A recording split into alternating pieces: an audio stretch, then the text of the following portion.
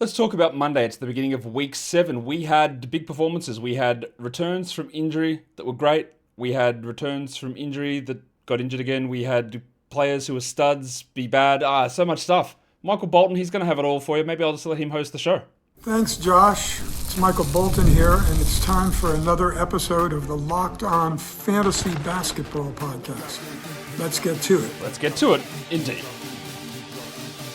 You are Locked On Fantasy, your daily NBA fantasy podcast. Part of the Locked On Podcast Network, your team every day. Hello and welcome to the Locked On Fantasy Basketball Podcast, brought to you by Basketball Monster. My name is Josh Lloyd and I am back from my return to competition management. I'm also the lead fantasy analyst at basketballmonster.com, and today's episode is brought to you by FanDuel. Right now, new customers can bet just $5, and if your bet wins, you get $300 in bonus bets to use across the app. Head to fanduel.com to get started. Thank you also for making Locked On Fantasy Basketball your first listen every day. We are free. We're available on all platforms. And of course, we are part of the number one sports podcast network, the Locked On Podcast Network. So yeah, number one. Woo. Monday. 9 games on Monday. So we're going to get in and talk about those. Before we do that, in our recap though, we might as well just go in, have a look at some of the waiver transactions. Now, in the past, which I don't know why I've done this, but through the season in these shows, I've done what's happened over the last 48 hours. But I'm going to do it what the waiver transactions have been since the last time I showed you what the trends in the waiver wire have been. Maybe that is a little bit better. I don't know. We'll find out. But that's what I'm going to do. So let's take a look at who the most added players have been since I did the waiver wire show about 28 hours ago. Who's the most added player in that particular situation? It is, as my doorbell rings, and I go to answer it before Obi loses his mind because he can't answer the door, of course. So it's Najee Marshall, the most added player, which makes sense. Big minutes last time out with Paul Washington Jr. out, and another opportunity to play today. All for it.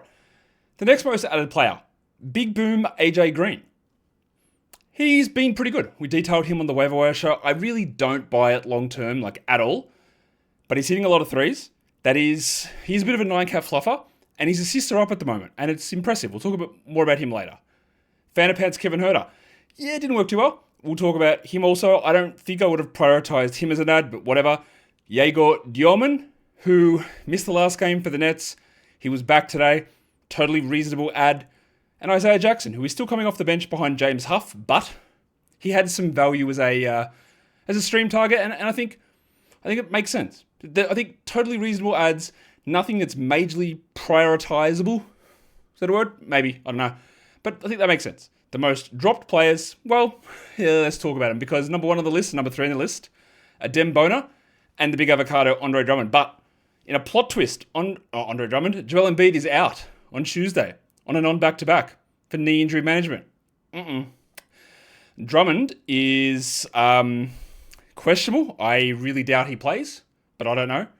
So that means you might actually have to feel the full force of Bona.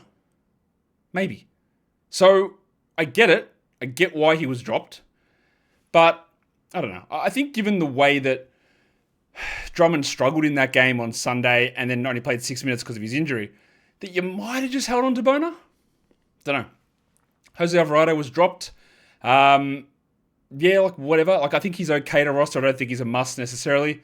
Vince Williams, if you don't need assists, he's absolutely terrible. And I think it's a reasonable decision. And of course, dropping Yves Missi is the easiest decision in the world. We all know that he's not good and he's not giving you what you want. Shall we go on to the games? We should. First game. Milwaukee and Washington. The Milwaukee Bucks. Some very interesting happenings over in this game. The Bucks do go into this one with the same starting lineup. They win it, or actually, when I say win, I actually mean lose. They lose it to the Wizards somehow, 129-126. The big story from this one is cousin Kevin Porter Jr. Second game back, he plays 31 minutes. He has 30 points with 5 threes, 5 assists, and 3 steals. It's an unbelievably good game. He shot 80% from the field, which your immediate reaction as a Bucks fan should be, oh my God, this guy, what a game. As a fantasy manager, you should be looking at it and go, yep, not happening. Never happening again. Not going to be the thing. Do not get excited. But then the ability there, I guess, to sell higher for cousin Kevin Porter, 80% shooting night, got cut short because he hurt his back. Now, I don't think it's anything serious. Back spasms is what they're calling it, but he did leave the game. So he could have had a much bigger game. I will reiterate this. I have Kevin Porter in like 6 leagues. He needs to be rostered in every single league. Absolutely, there is no question about this. He should never have been dropped. He should be rostered everywhere. But also, this is high watermark stuff. It's high level stuff. He's not holding at this number. He just isn't going to stay here. I'm not worried about the back injury. But I guess your next question is, it's either a question that you have or a supposition that you've made. You go, well, that's it for Ryan Rollins, isn't it? Nah, I don't think so. I don't think it's done. Now, we knew. We didn't know. We presumed that there would be a significant reduction for Rollins. We didn't know whether he would start or not, but again, we got 2 really big examples of this today. The idea that the injury fill-in player is so good, they play so well, that the coach has no choice but to keep doing everything the same. I'm telling you, it is not a thing that happens. Now, Rollins, I'm not dropping him. Ryan had 14, 2 and 5 with 3 threes on 42% and played 30 minutes, starting next to Porter. Just because he's not rolling as a top 30 player, a pun unintended, who cares? That's fine. That's good. We knew Yanni and KPJ were coming back and going to impact his usage. And I said this, he might not lose minutes or role, or starting role, but he's going to lose production, obviously. So instead of getting 40 points or 30 points out of Ryan Rollins, you're getting 14, 2 and 5. Totally fine. Reasonable. Good game. Hold him. Gaz Trent played 31 minutes for 14 points and 3 threes, stream only. Well, Big Boom AJ, 13, 5 and 5. Those assists are up. I'm not fully buying into that, but honestly, he is playing well. He is streamable to me. I wouldn't be reading massive amounts into it, and I wouldn't be like, he's got to be must roster sort of guy, but that's a good game. Yanni had 26, 7 and 4. Miles Turner, just a putrid game. 30% shooting, 9 points, 26 minutes, 3 threes. He had a steal and a block. It has not been great for Miles Turner, but let's also not overreact. He's still a top 100 player. You want it to be better, obviously, but he's not droppable. Do not even consider that. But what you do drop, or who you do drop, is, of course, Bob Portis. Get that garbage out of here! Because he's washed.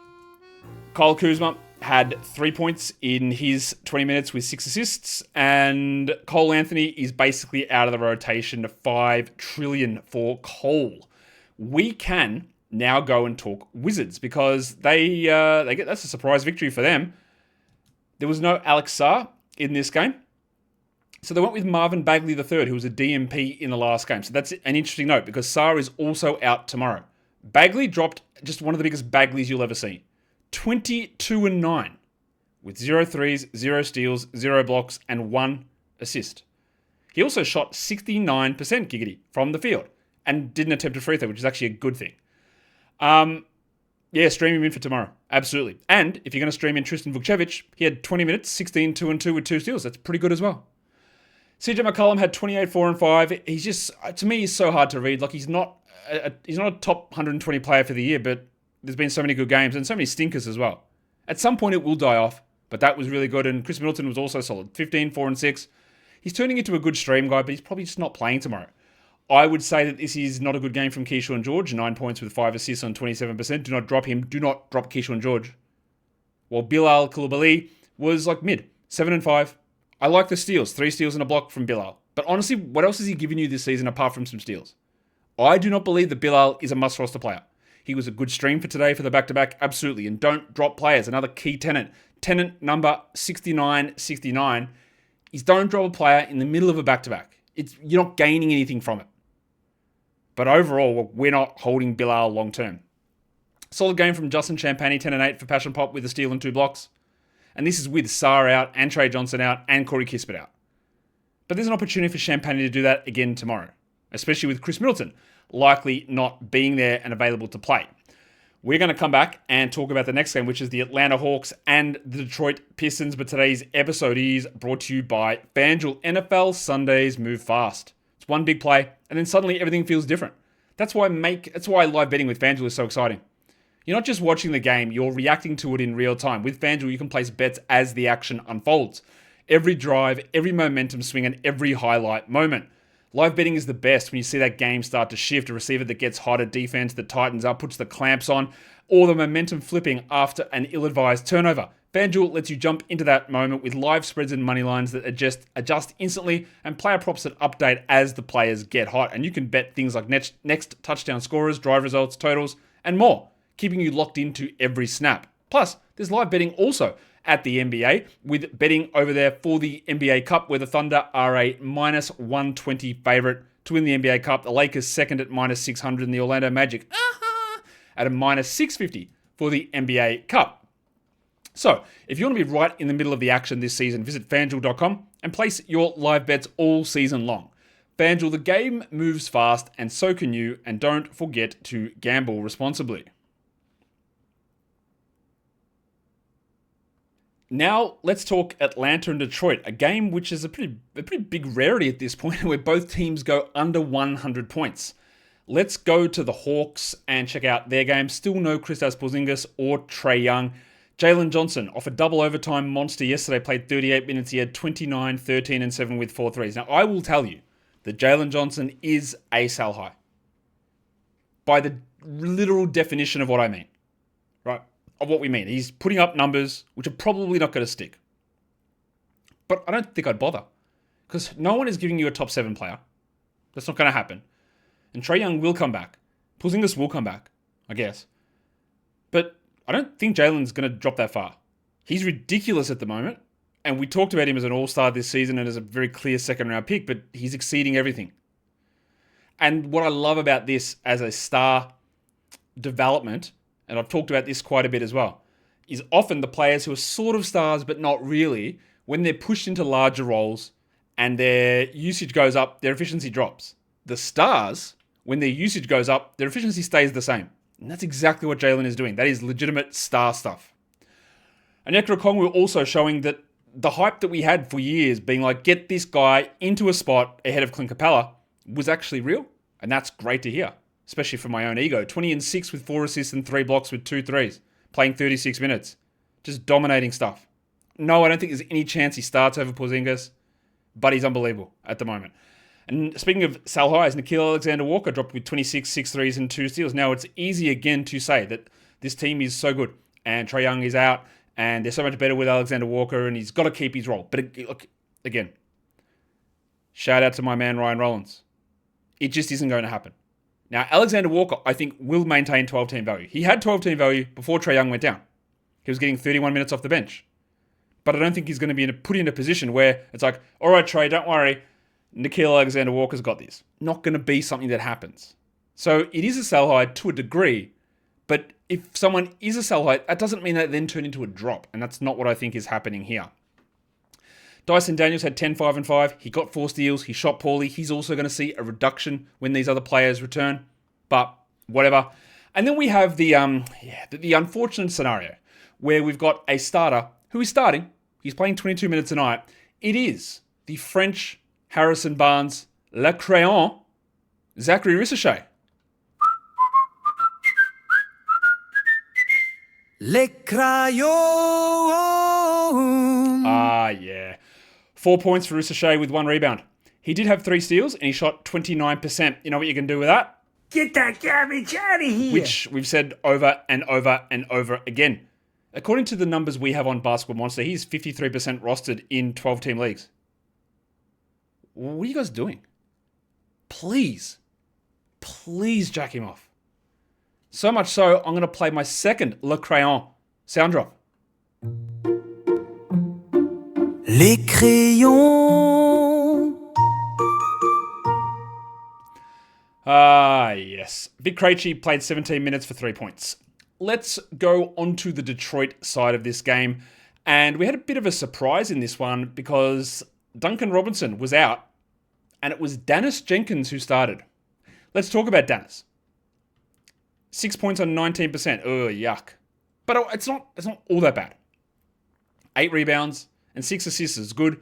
He took 16 shots, which is a usage of 30, which I'm going to go ahead and tell you, I'm not sure you want Daniss Jenkins having a usage of 30 when Cade Cunningham and Jalen Duren and Karis LeVert and Tobias Harris and all those guys are there. I'm not sure that's the way you want to go about it, but they won. So what does that do for Daniss? Now, Daniss is a good player. There's no doubt that Daniss is a good player. Right? I like what he does. I would not run to grab him necessarily. Now, we do know that Duncan Robinson is out. So if you wanted to just try it in the short term, go for it. The positives from this game from Daniss are actually pretty high.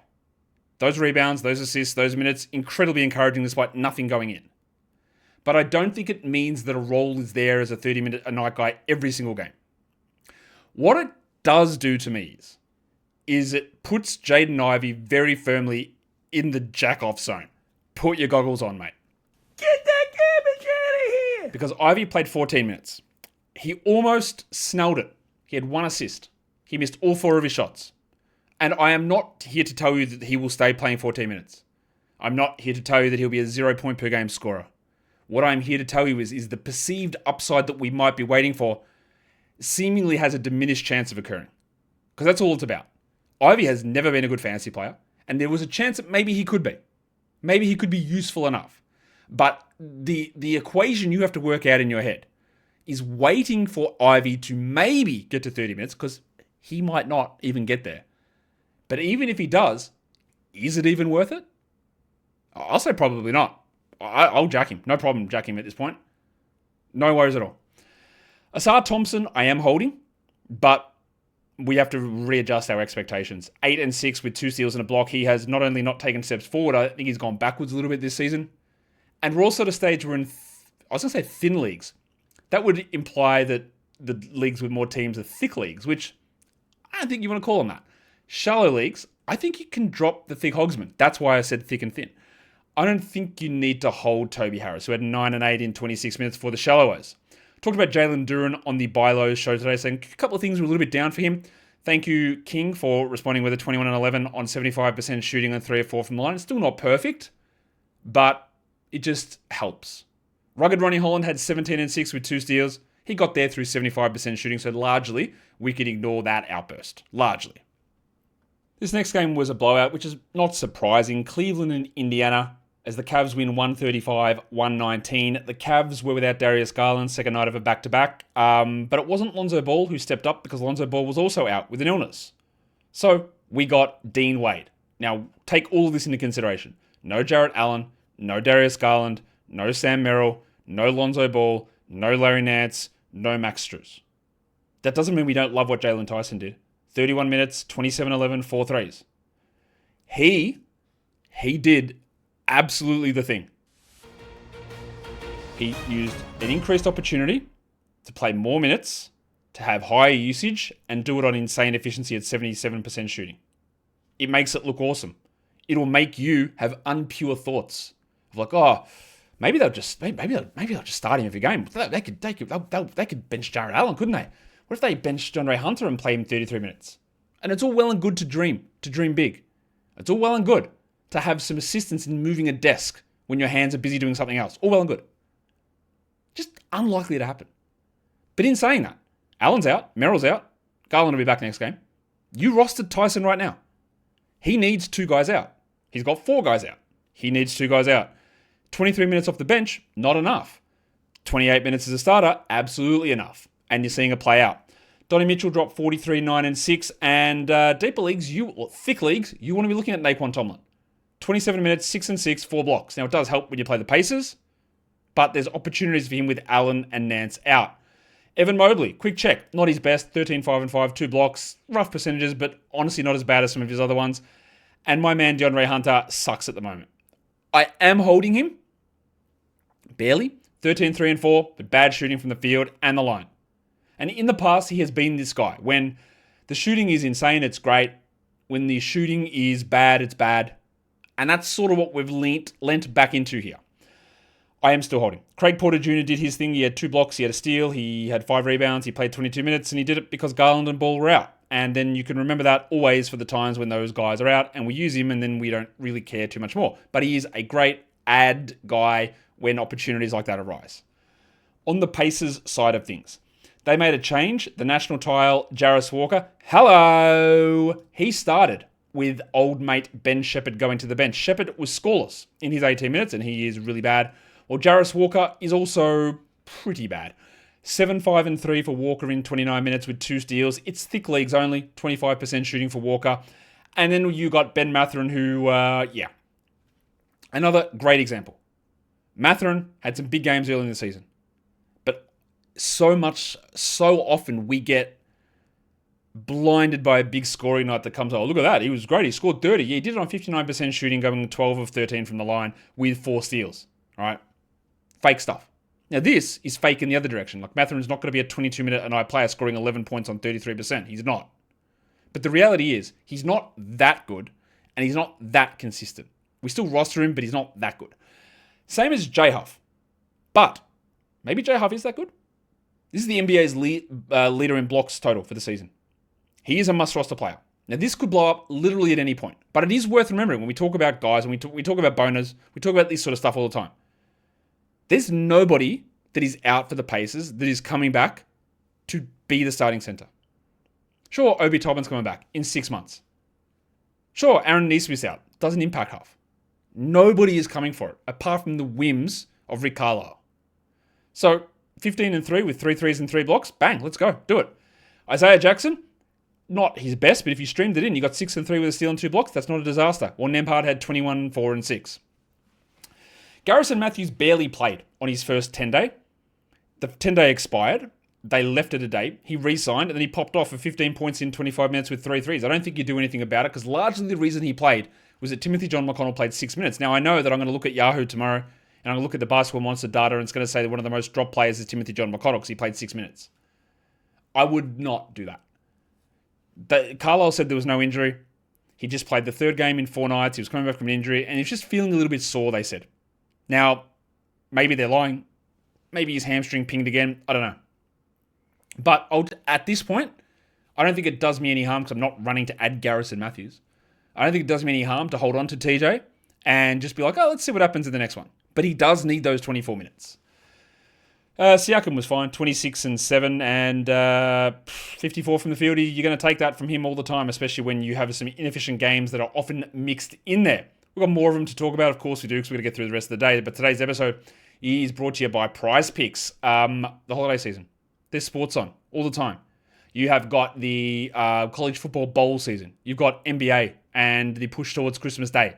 You have got NFL and playoffs. And I believe maybe you've got the hurling season in Ireland. I don't know. I'm not really sure how that works. And I don't think they offer it on Prize Picks anyway, but it doesn't matter, because when you make those choices of what you're going to watch or what you're going to do, they don't always give you a positive or a payout result, but on Prize Picks you can. Prize Picks is the easiest way to get into daily fantasy. It's more or less. That's all you do. Pick more or less on at least 2 player projections. You lock it into your lineup and bang, you're off and running. You can choose from a huge range of unique stats. Field goals made, free throws attempted, turnovers, assists, rebounds, fantasy points. Stack them all together into a lineup and you're off. Plus, the stack feature enables you to use up to 3 individual stats from a single player. You might have a player's turnovers, his assists, and his rebounds, and just use more or less on those and put them into a lineup. So download the Prize Picks app today. Use the code LOCKEDONNBA to get $50 in lineups after you play your first $5 lineup. The code is LOCKEDONNBA to get $50 in lineups after you play your first $5 lineup. Prize Picks, it is good to be right. Now we get to talk about this disaster of a game. The Clippers and the Heat. In the end, it's 140 Miami, 123 the Clippers. You go, okay, not too bad. Yeah, but it sort of was. Because 2 minutes into the second half, Ty Lue just benched all of his starters. Now, most of them came back in. And we actually got some decent numbers. One of them who did not come back in was Jim Harden, who was just terrible in this game. 11 points in 20 minutes with 3 assists. He shot 33% from the field. He somehow still got 6 of 7 from the line. But he was just bad. And he didn't come back into the game. Kawhi did. 30 minutes for Kawhi. 36 and 7, 3 threes and 3 steals. And given the way this game was going, that is a huge result. And we actually got another solid game from Chris Dunn. I'm not willing to be putting my old hog out on the line here for Dunny. But 12, 4, and 5 in 26 minutes is it's interesting. If you're in a 175 deep league, I'd be considering it. The Baptist John Collins last game, there was some thought that maybe he was back and he needed to be re-added. But the fact is he shot 90% in that game to get those numbers. In this game, he shot 33% and had 10 and 6 with a steal and a block. I don't think you need to bother. If you're in a 12-teamer, 150 deep, what for? 175 deep, 180 deep, 14-team leaguer, go for it. actually, okay, go for it. Otherwise, don't worry. But again, it's hard to read huge amounts into this game given the way that rotation went in that second half. We had Yannick Conan Niederhauser playing 12 minutes. Cam Christie with 15 minutes. Chris Paul got 15 minutes. The Colonel Kobe Sanders had 10, 4, and 2 in 26 minutes. What is interesting is Harden got benched and never came back, but the others did. And Dunn is just starting to percolate a little bit. Just a little bit of percolation from Chris Dunn. What I think you're going to want to know about is the Miami Heat side of this game, because they win, and they win easily. And Superman went scoreless in 16 minutes and played 9 rebounds with a block. When is the apology coming? Are you going to apologise? Can somebody apologise, please? Can please apologise? I think you need to apologise. He's been so good. There is no other way than Spo playing him. I don't know that you drop Kel'el Ware after this, but all that we've been saying, or I've been saying, others have been saying, you've been listening to and agreeing with or arguing with, is that when players return, it is not even remotely close to a guarantee that Ware is playing starters minutes, or even mid-20s minutes. And in this game, Adebayo played 32 minutes, Ware played 16. If you crunch the numbers and add them up, that's 48, which means, you know what it means, they really didn't play together at all. So we got no crossover. And no crossover Ware is no useful Ware. The other two games, first game with Bam back, he played 25 minutes. He was good. The next one, 20 minutes. Not so good. This one, bad. If this is how it trends, he will be a drop. An incredibly easy drop. And it's another notch that you can notch up to, like, oh, I had this guy on my fantasy team and he played so well with other guys out. Surely that means everything stays the same. Yet it doesn't. It just doesn't. Most of the time. Very, very rarely. Storm and Norman Powell dropped 30 with 6 threes. Wiggins, who's been great the last two games, 22 and 9 with 3 blocks. And Hero had 22, 3 and 2. Big numbers all around. Two things. I think, and I don't think you're jacking off Kel'el Ware, but I do think you can do it with Jaime Jaquez.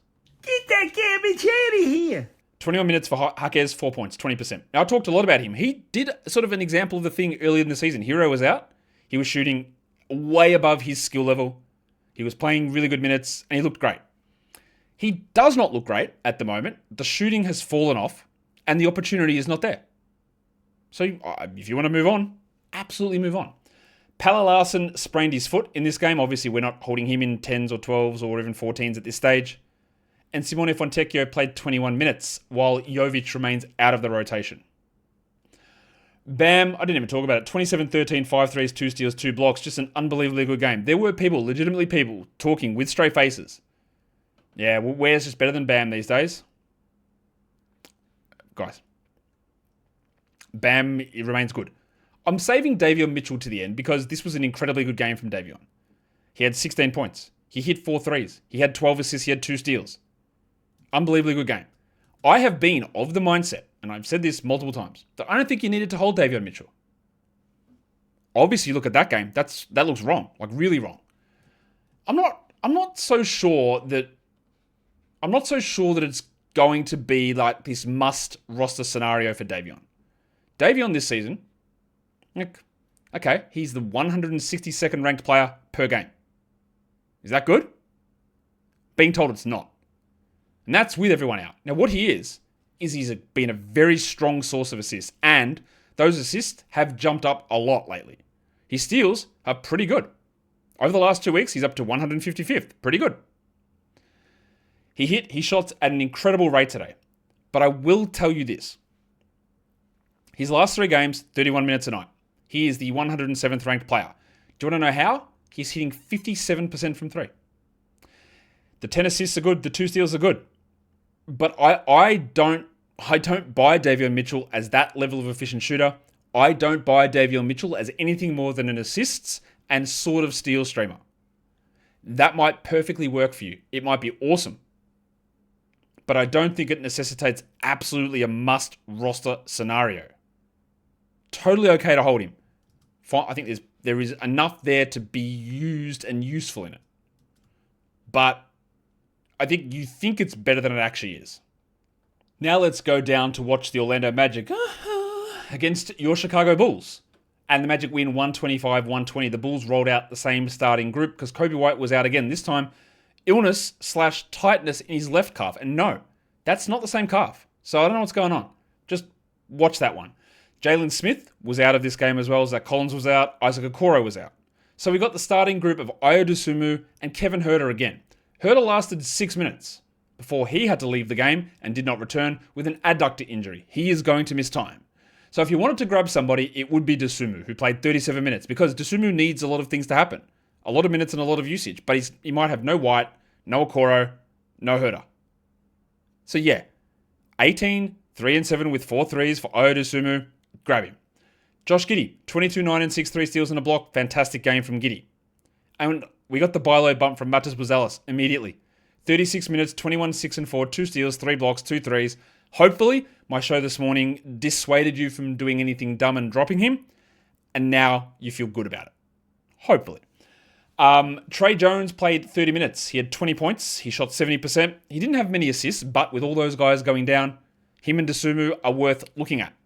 I think when they're even 1 or 2 more guys back, I don't care for Jones, but that many guys out, go for it. And then Big Vooch, the GOAT, 20 and 11 with 5 assists. He shot 69%, had 2 steals as well. Good game from Vooch, who I talked about on the Buy Low show this morning as well, saying how he had improved, but still not back to where some of you think that he resides. He's just chugging along, honestly, just basically where I think he should be, in that 50 to 70 zone. And that's what I don't really think much more is going to change than that. Julian Phillips got the start in the second half. He had 10 points, so maybe you want to have a look at that in deeper formats. But it is Dosunmu that we look at mainly, and Trey Jones as the options to add, with Huerter likely to miss time and no real time frame on White or Okoro, unfortunately for us.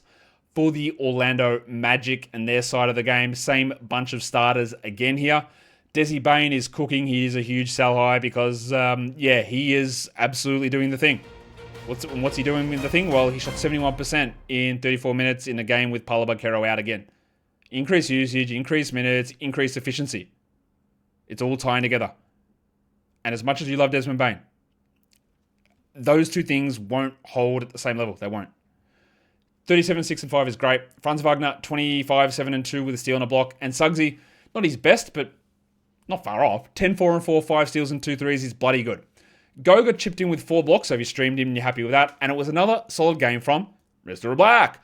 34 minutes for Anthony Black. He is really playing a large role, and he is the guy that is getting the value instead of Tristan Da Silva. Da Silva is down to 21 minutes playing a bench role. Black is playing the starter's role while coming off the bench. If you wanted to roster Mr. Black at this point, go for it. I don't think it lasts long term, but go for it. Black, 22 and 9 with 3 assists and 2 blocks. He does require really good shooting to get there because his peripherals haven't been that strong, although this was a better game in that respect.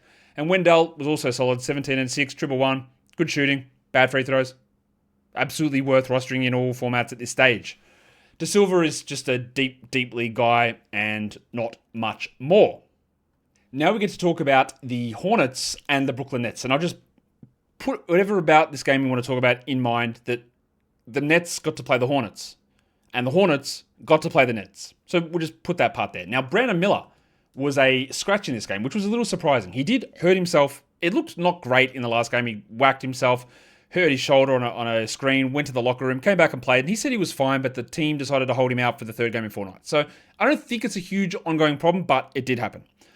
With him out, Sion James started. We'll just cover Sion's game, 5 points. Cool, done. LaMelo played 30 minutes, 12 points only, 9 shots only. Weird game.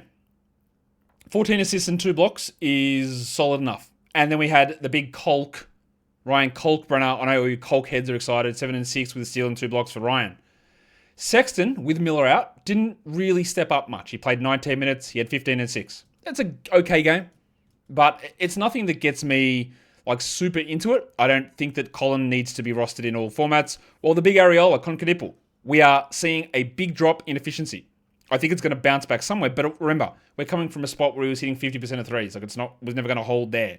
Kadipple had 18 and 6 with 4 assists and 4 threes. Good enough. Absolutely a must-roster player, but we've seen some of that dip happening. While Diabate had 10 and 6 with 2 steals and a block.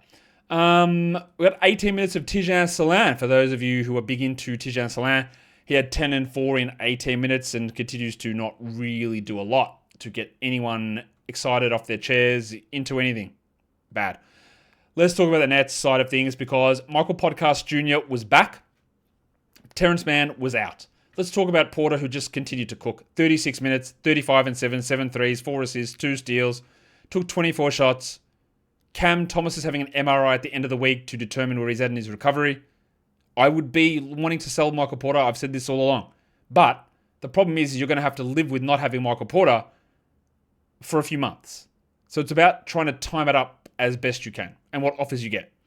Claxton had been dropping a little bit, but 13, 11, and 6, 111. We love that. Well, Noah Clowney was also bad last game, and a lot of people dropped him. 18, 2 and 4, 2 threes, 1 steal. Just go re-add him if he was dropped. Yegor Djolman, 27 minutes, 9, 1 and 4, 1 steal, 2 blocks. I think he's useful to stream, but I do not think he's a must-roster player. Well, Drake Powell also. He's doing way more than I thought he would, Powley. 24 minutes with 10 points, 2 threes, and 3 steals. It's nice for 200 deep leagues. This was a pretty good game. And then last game we saw the Nets, we saw Danny Wolf pop a big one. And there was a lot of talk that Wolf would be able to parlay this into a role that was large enough to be rostered. And I don't think that's true. But he did keep a role in the rotation. 10 and 7 for Danny in 10 minutes. Great. Not 10 minutes, 20 minutes. 10 and 7 in 20 minutes. 19 minutes. That's the number. Deep leagues only. But he was in the rotation. Ben Saraf also stayed in the rotation, while what you saw is Day'Ron Sharpe losing out to Danny Wolf. So just keep that in mind that we got that sort of change. Now let's go to a game that's a repeat of a game that we had on Sunday, the Rockets and the Jazz. And this time, it's happened so often. The team that lost the game on Sunday turns around and wins the game on Monday. Well, the days don't matter, but when they play back-to-backs like this. And the Jazz got smashed on Sunday. But they get the win 133-125. This is the Rockets' first back-to-back set of the season. You want to talk about the buy low bumps? The delicate dancer Alperen Şengün, 38 minutes, 31, 8, 14, 2 steals, 5 blocks. Thank you, King. I take back everything that I said about you under my breath.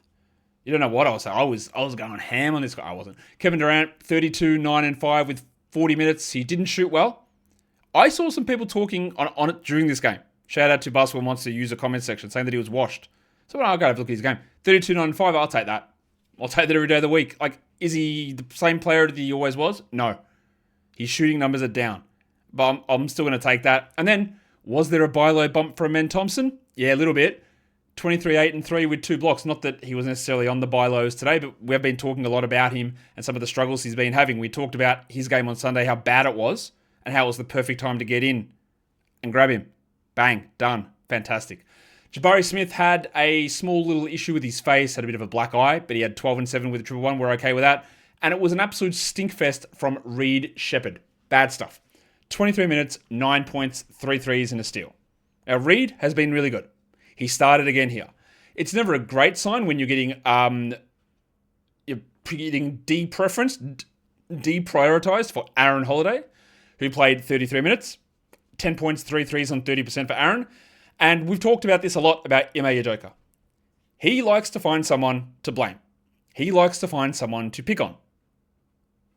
And pick on, I say, in the... just pick on. He did it with Şengün. All right, everyone, the guards are playing terrible. Alperen, that's your defense. What do you mean, my defense? No, it's you. Get off. You're off. We need someone else in there. Sure, mate. No worries. Now, part of the reason I have at times had skepticism on Şengün is that I worry that even though it's not Şengün's fault, his defense will get blamed and Udoka would drag him, especially when they had Capella and Adams and Jabari and Eason and Durant. All players who can play in those positions. But he's graduated out of that spot now, Alperen. So now it's Reed. I'm not saying that Reed had a great game. I'm not saying that he played fantastically. But anytime something seems to happen, Rick, get off. Up, see up. Yep. Aaron Holiday, up. You're in. Reed, that's your fault. Get off. He feels like he needs to almost be perfect to at least maintain those minutes. So what do? Nothing. Be prepared for the frustrations. Keep holding Reed Shepherd. But be prepared that this is an established pattern. I don't know if that's the right way to phrase it. But Udoka does this. And Reed is the guy at the moment. So we hold on to Shepherd and we take our lumps, I guess. Should we talk Jazzmen? Because it's a big win for the Jazz if they were trying to win games, which they sort of are, I guess. Not really, but you know what I mean. They are competing and competing well. They get the big win over the Rockets. Keontae George had one of the worst performances you'll ever see yesterday, and then he had 28, 4 and 8, 2 threes, 1 steal. Great. The big fella's back. Love it. 29 points for Markkanen with 8 rebounds. But let's talk about Aris Bailey. He only played 28 minutes here. Someone said to me, why do you hate Ace Bailey? I don't. I don't really hate any of players, apart from the real dickholes. Bailey's not that. There are just things in his game that are not my preference. There are just times when I think he gets incredibly overrated. And I think that I'm relatively fair about his value, considering he is the 211th ranked player this season and 220th in points leagues. Right? But this was good. 13 points, 3 threes, 2 steals, 3 blocks. I still worry about some of the peripheral stuff.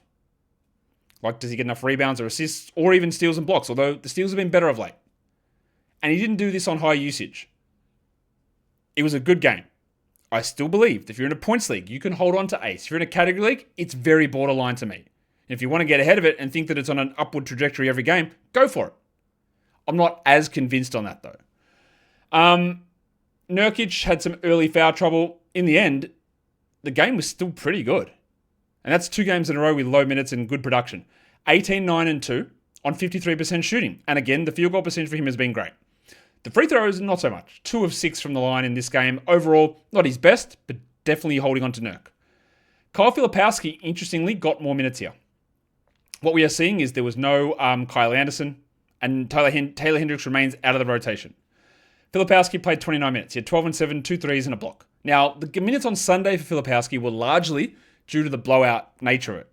This one is because they've moved away from Cody Williams, Alalu, and we had no Anderson playing. So if you want to grab Filipowski and you're getting a little bit of something out of him now, instead of 20 minutes, you're getting mid-20s to high 20s, and see where it goes, do it. But also remember, Nurkic played 19 minutes last game due to a blowout, played 24 due to foul trouble here. So it's not as guaranteed that Filipowski plays these minutes. I'm not looking at it as a must-grab scenario, because I think there are very clear reasons why those minutes spiked the last 2 games. But it is encouraging nonetheless to get that increased level of production from Filipowski. This next one's probably the one that I reckon most of you will have wanted to hear about, sitting through all of the guff and nonsense that I've been saying. Because it's Dallas and Denver. The Nuggets win, 131-121. Really poor run of form here from the Nuggets. Anthony Davis returned. That meant Dwight Powell went to the bench. Let's just cover off Davis first. 32 and 13 in 32 minutes. 2 threes, 2 blocks. Fantastic. You love that. But what you want to know about is Ryan Nembhard.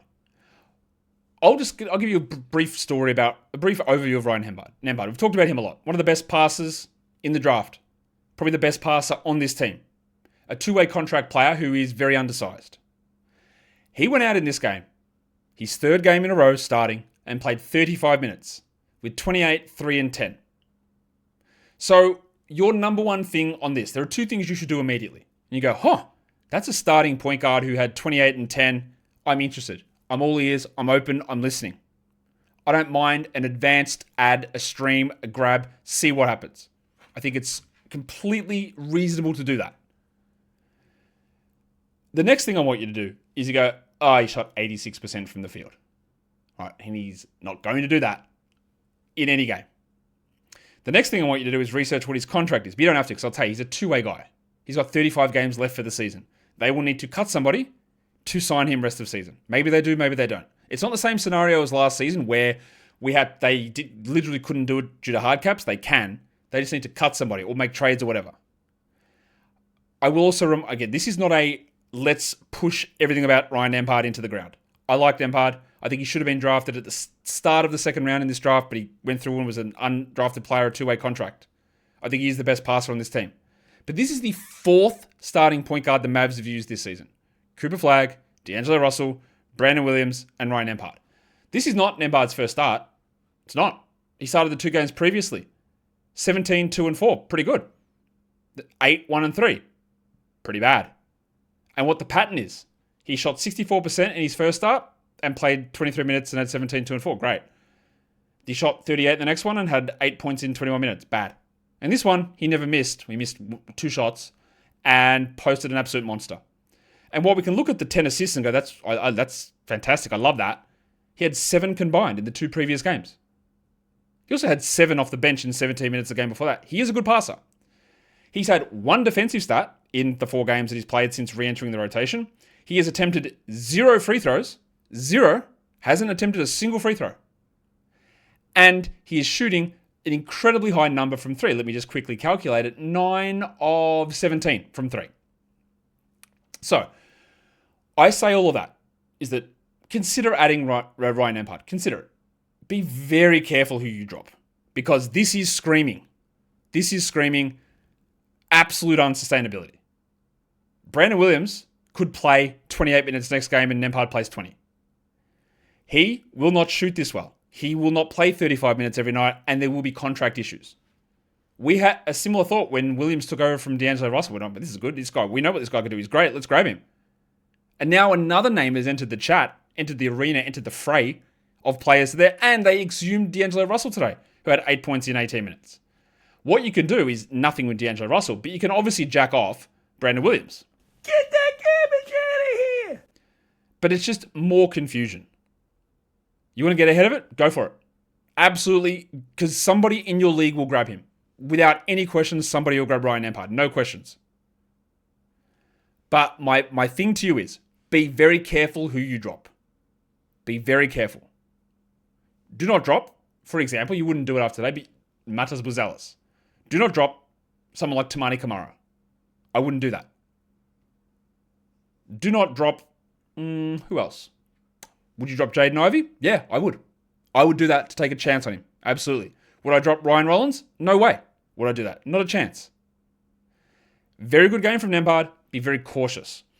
No PJ, so Najee Marshall had 9, 7, and 6. Just keep rolling with him until PJ returns. Well, Cooper Flagg, I know there's a lot of people telling us how much of a bust he was. He had 24, 8, and 2, 2 steals a block, 53%.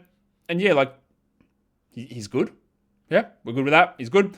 You don't need to roster Max Christie in 12-teamers. He had 9 points with 3 threes. Let's talk Nuggets, because there is more to talk about with Denver than there usually is, because not only did they lose, which is clearly disappointing for them, but Jamal Murray got hurt.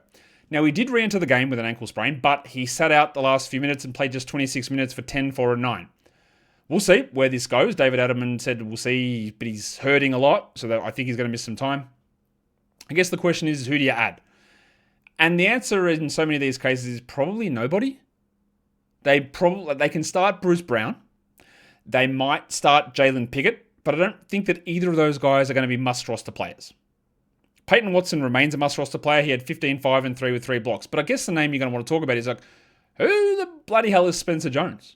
Because Jonesy played 39 minutes. He had 28 points. That's pretty bloody good. 4 threes.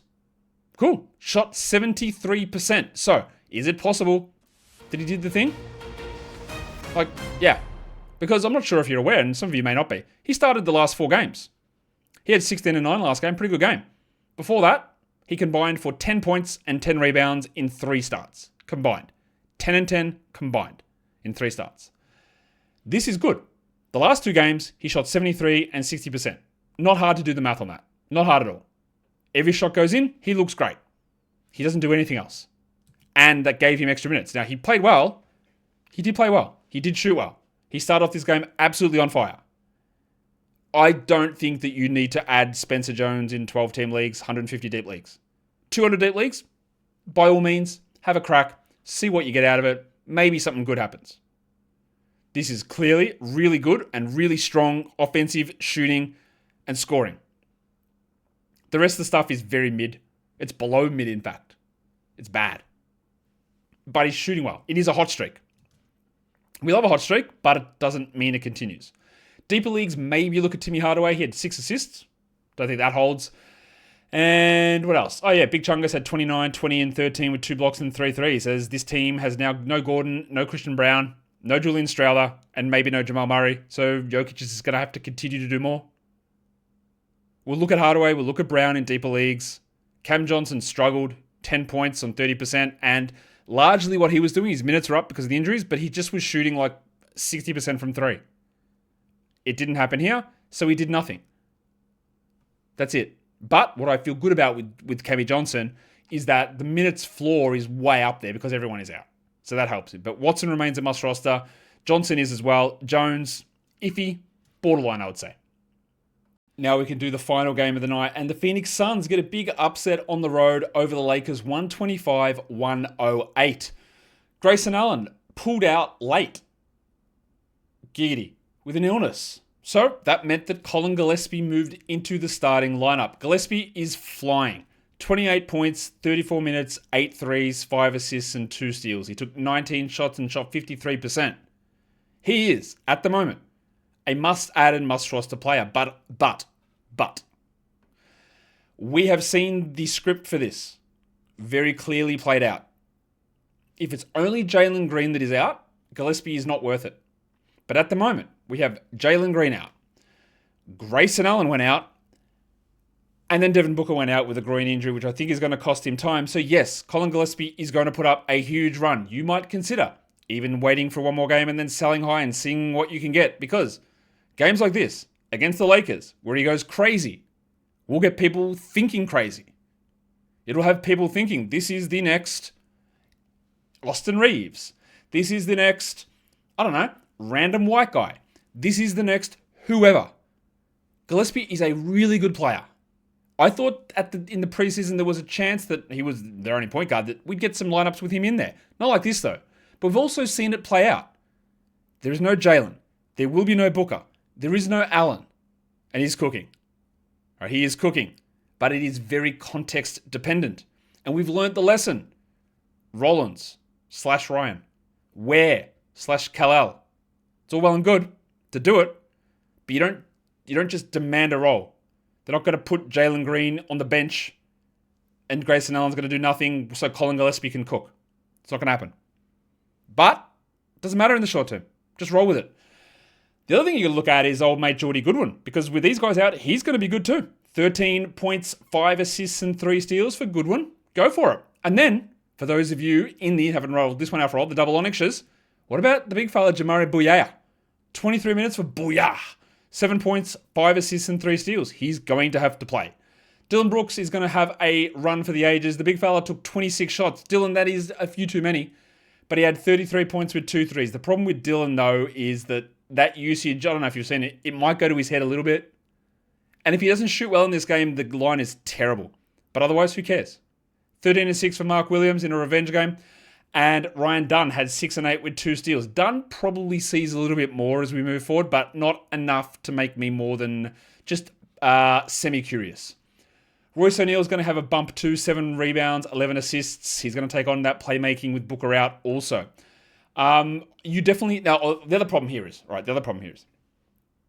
the Suns play on Friday with 12 games on. And that's it. No games Tuesday, no games Wednesday, no games Thursday, no streamable game Friday, no Saturday, no Sunday. Now, Gillespie is good enough for that. He is good enough to roster and hold, because I think Booker might be a couple of weeks here. But Allen will play the next game. Very certain of that. So consider that if you're looking at Jordan Goodwin. Consider that if you're looking at Jamari Bouyea. Consider that if you're looking at Royce O'Neal. If you want to drop Royce O'Neal because of the schedule, do it. Because you can actually get way more in that spot, especially if he's your worst player.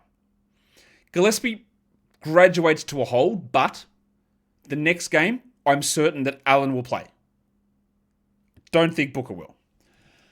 On to the Lakers. This is a back-to-back for the Lakers. They just didn't look right. They were pretty tired. Luka was pretty lazy, defensively especially. Doncic put up the big numbers offensively, 38, 11, and 5 with 3 threes. Austin Reeves had 16, 4, and 3, and DeAndre Ayton, who we thought might be in doubt for this game after banging knees yesterday, had 12 and 9 with no blocks and a steal. LeBron did it. He did it. He kept the 10-point streak rolling with 10 points. He had no rebounds and 3 assists, and he didn't play yesterday, LeBron. I say this partially in jest, but also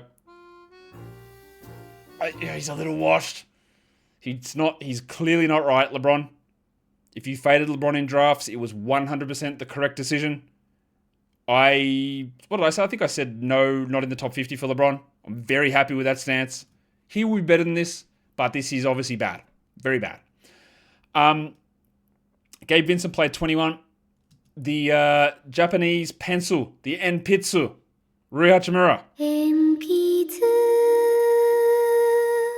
had 0 points in 23 minutes and 1 rebound. Please, Just, can you guys please just get the Japanese pencil, the Enpitsu, le crayon, the French pencil, les crayons, and the actual pencil, Harrison Barnes, Barnesy,